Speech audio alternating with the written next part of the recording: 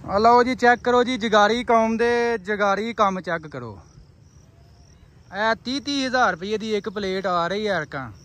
ए तकरीबन 585 वाट की प्लेट है एक वड्डी 30 हज़ार की एक प्लेट है। तो चेक करो जगारी कौम दे जगारी काम। तुहानूं पता ओने की प्लेट नहीं होंदी जिन्ने का स्टैंड बन जाता। अजकल प्लेटां बहुत सस्तियां हुई ने पाकिस्तान दे विच। जी प्लेट 40-50 हज़ार की वो आ गई 25 हज़ार से 22 हज़ार रुपये से। चेक करो जी 1 2 3 4 5 6 7 8 9 10 11 12 तो 4-5 परा मेरा ख्याल 16 प्लेटां ने। तो जगारी कौम दे जगारी काम है। 2 टूल चलते पे मेरे को। एक आया जी एक आओ परा एक आओ चलन दिया। 16 प्लेटां का सिस्टम लाया।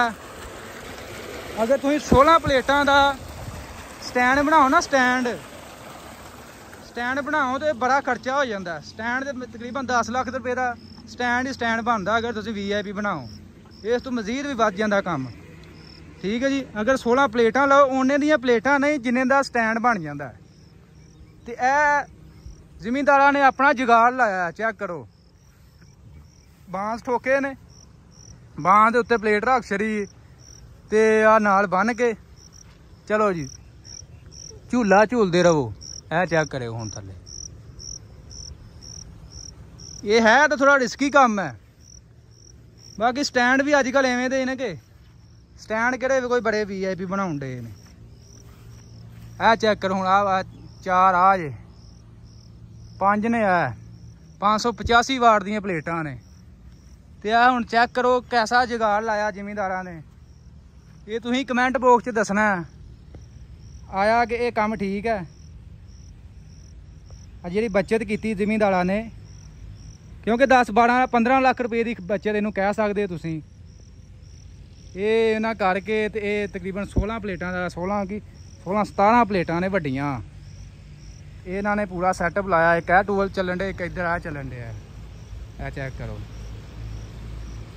ये जिला नारोवाल दे विच तहसील जफरवाल।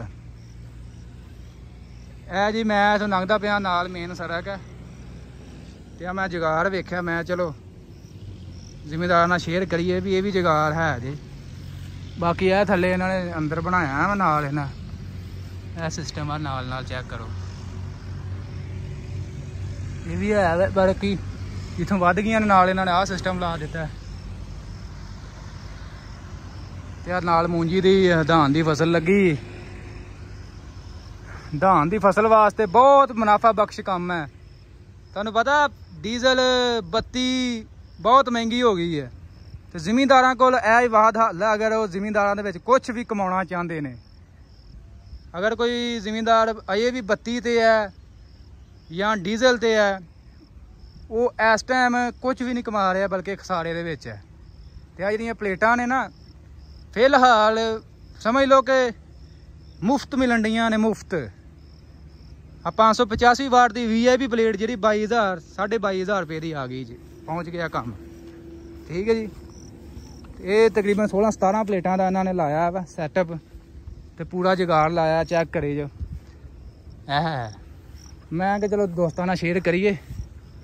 बाकी इत्थे इन्वर्टर भी होना आ जी इन्वर्टर लाया सिस्टम आ जी। इधर भी पूरा आला दा आला बनाया इन्होंने। आ देखो तारां का पूरा झंझट पर